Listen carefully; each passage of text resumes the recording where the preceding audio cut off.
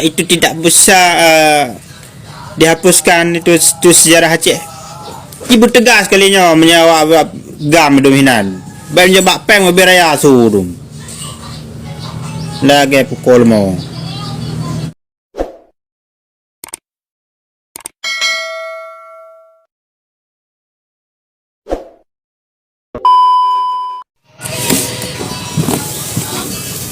Memang generasi head.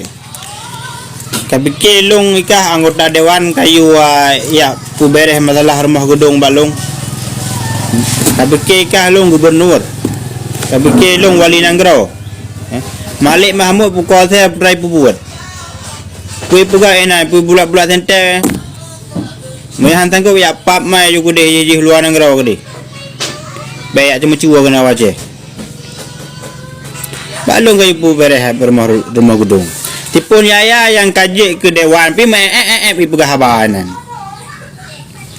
Itu tidak bisa dihapuskan itu sejarah Aceh.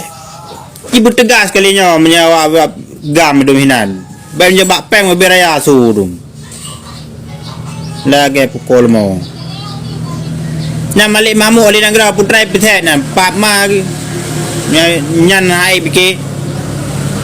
Balik ma je gede. Situs sejarah rumah gedung tidak boleh dihapus. Kerana sejarah bagi bangsa Aceh, sejarah pahit, bah dikenang sampai perubahan cucu. Bahawa pemerintah Indonesia pernah menjajah Aceh, mendalimi rakyat Aceh. Biar jadi situs sejarah Aceh. Dikenang selama-lama.